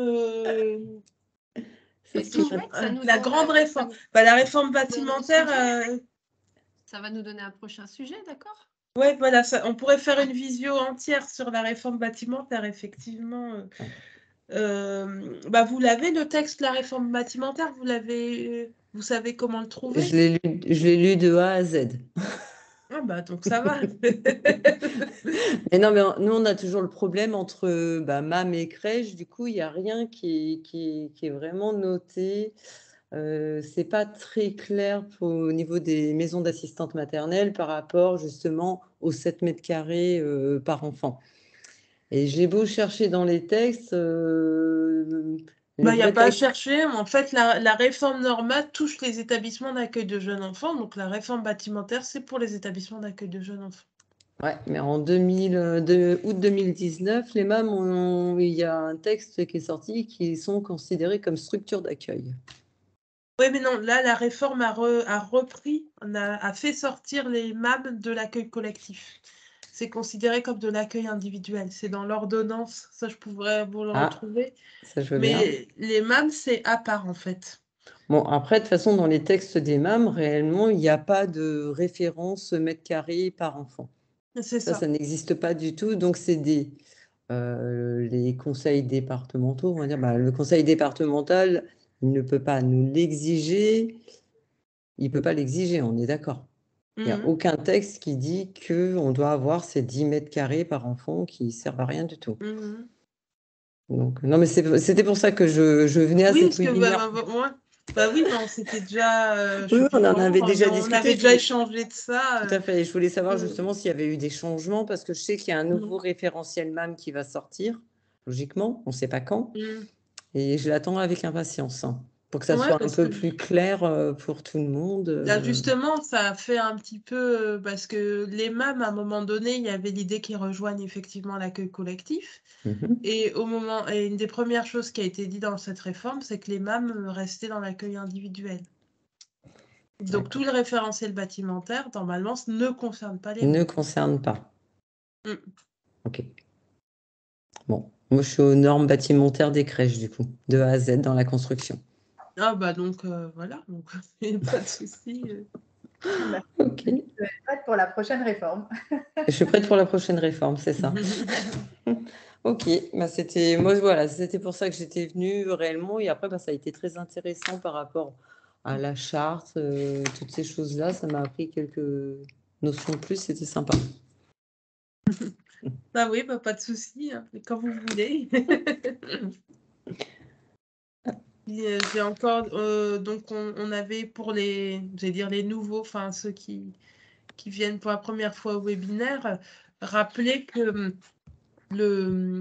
donc Starter ESS, donc c'est un programme financé par la région qui permet en fait d'accompagner donc gratuitement pour le porteur de projet de manière individuelle ou collective les personnes qui sont en création dans l'économie sociale et solidaire. Et donc, que ça soit la BGE Picardie Colline, on est des acteurs de ce programme-là. Et donc, la BGE Picardie intervient sur 3 territoires de la Picardie, en gros, les 3 départements.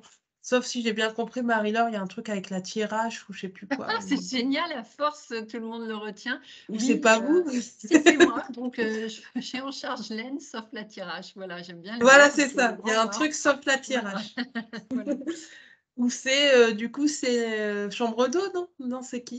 Chambre d'eau et puis collectif, je ne sais plus, oui, mais c'est eux par là, oui. En fait, c'est Les ça qui- parasites et... Ouais, ouais. parasites, voilà, c'est ça.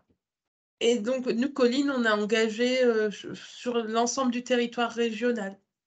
Donc, on a 13 porteurs de projets qu'on suit par an, donc à différents territoires de la région.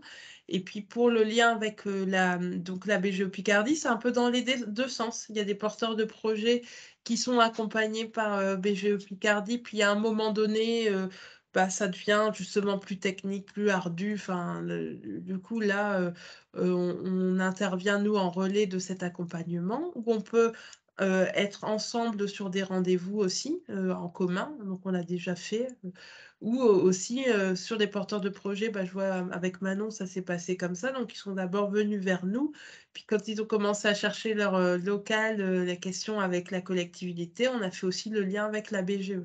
Donc, sachant qu'on se parle, hein, on s'appelle, etc., on peut vraiment faire le lien. Le principe qu'on a, même si des fois c'est un peu compliqué de savoir comment on écrit ça dans notre rapport d'activité auprès de la région, mais c'est notre problème, ça. Mais le principe qu'on a, c'est que ça soit le plus fluide pour vous, le plus fluide possible pour vous. Donc, si jamais vous trouvez qu'on est trop compliqué, il faut nous le dire. On le prendra bien. Mais voilà, en tout cas, l'idée aussi, c'est que notre réseau, il est encore plus large que juste Colline et Tremplin. On est vraiment des acteurs d'économie sociale et solidaire, donc on travaille avec tous les acteurs de l'accompagnement de l'ESS. Donc, je ne sais pas si vous connaissez les guides asso. Il y a des associations qui sont guides asso sur vos territoires. Donc ça, c'est si vous créez en association, elles peuvent être relais à certains moments dans votre vie associative. On est en lien avec les DLA. Donc les DLA, c'est plus tard quand vous existerez, quand vous aurez plus de 3 ans, quand vous rencontrerez des difficultés ou pas, hein, ou des envies de vous développer. C'est un dispositif qui vous permet de mobiliser en fait un consultant ou en tout cas une structure d'accompagnement pour vous développer dans un projet un peu plus complexe. Et on est en lien aussi avec les financeurs solidaires. Donc, alors je ne sais plus comment ils s'appellent sur la Picardie, hein, parce que du coup, c'est souvent Nord Actif, Pas-de-Calais Actif. Donc, du coup, c'est sur la Picardie. France Initiative, Initiative N, enfin voilà, pour ce qui est de mon département. Voilà. Là, donc c'est avec Initiative dedans. Donc voilà, on est en lien avec beaucoup d'acteurs de l'ESS et on a des temps d'échange ensemble, de travaux ensemble qui nous permettent d'avoir des pratiques en commun et puis justement de se dire comment on fait pour des situations bloquantes. Puis Colline, plus spécifiquement, là, vous me faites bien de parler de la cave de l'Oise. Parce que si vous êtes 2 porteurs de projet avec une problématique sur la cave de l'Oise, peut-être qu'on pourrait faire le lien et voir comment on peut faire pour au moins les rencontrer, essayer de comprendre. On l'a fait sur la cave du Nord. On a rencontré, alors je ne sais plus le nom de la personne, mais c'était un peu la personne qui instruit les dossiers de financement et qui nous a expliqué le mode d'emploi de tous ces financements. Parce qu'il y avait plein de choses où on avait un peu compris de travers. Et donc, voilà, n'hésitez pas à remonter vos questions sur ce point-là. Alors, je précise que je n'ai pas rencontré de difficultés avec la CAF. On en a parlé avec Monsieur Lequeux et en fait, c'est juste que même si je remplissais les critères, il m'a très très bien expliqué les critères des commissions et comment fonctionnaient les commissions. Donc, c'est vrai que je n'ai pas eu de problème. J'ai su dès le rendez-vous, j'ai su que de toute façon, je ne pourrais pas demander de subvention à la CAF. Par rapport à la page, en fait, du coup. Alors, par rapport à la page et par rapport aux critères à remplir, que même si je les remplissais, ce qui voulait dire un surcoût financier assez important pour les familles, ce que je me refusais à faire, je n'étais même pas sûre d'avoir les subventions. Et ça, il me l'a très bien expliqué. Ah, d'accord, oui. Tandis que vous, Madame Guillotot, vous, c'est après que vous l'avez su, une fois que vous avez fait votre dossier. Alors, non, je l'ai eu au téléphone au début et je lui ai envoyé tous les documents. Elle n'était pas sûre, mais elle essayait de le faire passer. Un peu pareil aussi. Le contact est très bien passé avec cette personne. Hein. C'est que, voilà, à la commission, ça a été refusé. Alors, commission ou non, en fait, c'était que 2 personnes ensemble, réellement. Je ne sais même pas si elle a passé le dossier en commission. Parce que je n'ai pas de retour écrit. Donc, quand ça passe en commission, on a au moins un PV, on reçoit quelque chose derrière. Donc, j'ai D'accord. juste un mail. Après, nous, ce qu'on a aussi réfléchi, mais on n'a pas encore été très loin dans la démarche avec Hélène. Excusez-moi, je suis enrhumée, j'ai du mal à parler. C'est qu'on s'est rendu compte que les collectivités locales sur les territoires de Picardie avaient besoin de sensibilisation importante sur les enjeux de la petite enfance. Donc ça, on en a pris conscience, notamment depuis, enfin, ça, je ne sais plus depuis quand on fait des webinaires, 3-4 ans, que effectivement, beaucoup n'avaient pas conscience de... C'est une compétence dite facultative, hein, la petite enfance, le financement des lieux d'accueil petite enfance. Donc il y en a beaucoup qui n'ont pas conscience des enjeux qu'il y a derrière et qui ne se sont pas forcément encore mobilisés là-dessus. Et là, c'est le plus gros frein au projet aujourd'hui, il est celui-là en fait. Parce que quand on a une collectivité locale qui ne soutient pas les porteurs de projets, du coup, votre enveloppe, enfin, votre modèle économique, il est vraiment fragilisé. Et puis, des fois, là, on se dit, ah ben tant pis, on va faire en page comme ça. Mais du coup, après, c'est aux parents de supporter le modèle économique de la structure. Et on peut aller moins loin parce que du coup, ça fait des tas. Enfin, voilà, il y a une espèce de cercle vicieux qui se met en route. Et donc, il y a vraiment cette idée aussi là qu'on a de voir comment sensibiliser plus les collectivités locales aux enjeux. Donc, n'hésitez pas aussi, si vous devez rencontrer des communes, des communautés de communes, à nous solliciter s'il faut refaire un temps d'échange avec des élus. Parce que des fois, par exemple, l'élu petite enfance, il nous comprend, il est à fond, mais par contre, le maire, pas du tout. Enfin, voilà. Des fois, il faut vraiment aller élu par élu, voir le DGS, etc. Surtout que ces derniers sont en train de compter les factures d'électricité et de gaz qui sont multipliées par 6. Voilà, donc ils ont d'autres préoccupations actuellement. Donc voilà, on est dans un contexte.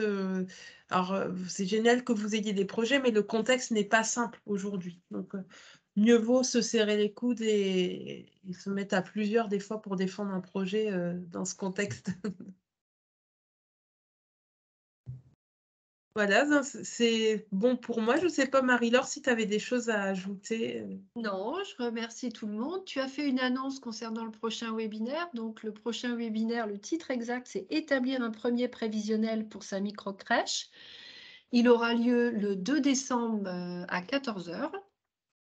Et les modalités d'inscription sont les mêmes, hein. Vous cliquez, vous savez, sur nos signatures, donc à Hélène, Sébastien et moi, on a le programme des webinaires, donc avec les liens possibles sur le webinaire d'inscription sur le webinaire que vous auriez choisi. Écoutez, moi j'ai trouvé ces échanges très riches. J'ai appris des choses aussi, donc super, je suis très contente. Et je vous envoie un QCM après. Non, je rigole. Pardon, la réunion du 2, elle sera spécifiquement centrée sur les micro-crèches ou elle pourrait être intéressante pour d'autres structures comme les crèches parentales? En fait, ça dépend. Je pense qu'on avait mis micro-crèche parce que la majorité des porteurs de projets qui étaient en lien avec la BGE à ce moment-là étaient des micro-crèches. Nous, en termes d'outils, on a un budget repère type, effectivement, pour les micro-crèches où justement on prend en compte, comme on l'a dit, le fait que le référent technique ait telle ou telle qualification, que l'équipe ait telle ou telle qualification. Après, On peut le c'est un rebaptiser? autre budget repère. Je pense qu'on a déjà travaillé sur budget repère là sur la crèche parentale. D'accord, Donc, oui, donc c'est quelque chose qu'on a déjà fait on ensemble. l'a déjà vu. D'accord. Après, ce qui peut être intéressant, enfin, c'est juste si vous souhaitez participer, c'est les questions, les échanges et les enjeux, parce que il y a quand même derrière les chiffres et les calculs, etc.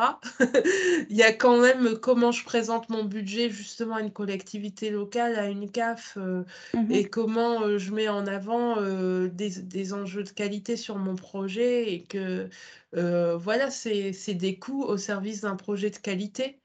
Et là-dessus, moi, je pense que le discours, il va être le même sur une crèche parentale que sur une micro-crèche. Donc, ça peut être quand même intéressant d'être présent, mais c'est juste que sur les ratios qui vont être présentés à l'écran en termes de repères, ça sera une micro-crèche, en fait.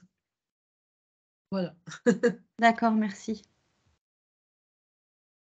Ça va, il y a des beaucoup. personnes que j'ai pas entendues. Tout va bien pour tout le monde. Sinon, ça a été. Oui, c'est vrai qu'il y a eu des personnes très discrètes. Mais bon, je pense que de toute façon, ils reviendront vers toi s'il y avait des questions via mail. Voilà, écoutez, merci à vous tous. Oui, il y avait 2 messieurs. Rendez-vous donc en décembre, si vous le voulez bien. Et puis d'ici là, portez-vous bien. À bientôt. Merci. Merci, au revoir. Au revoir. Merci beaucoup, au revoir.